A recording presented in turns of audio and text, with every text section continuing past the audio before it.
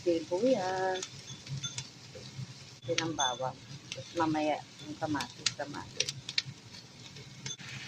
Halo na natin. Ilagay na natin ang lahat.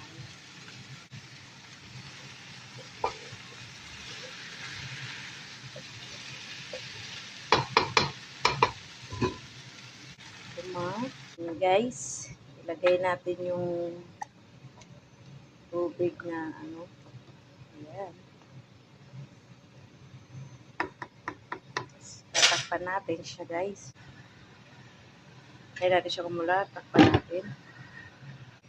And guys, nilagyan ko pala ng lemon, guys.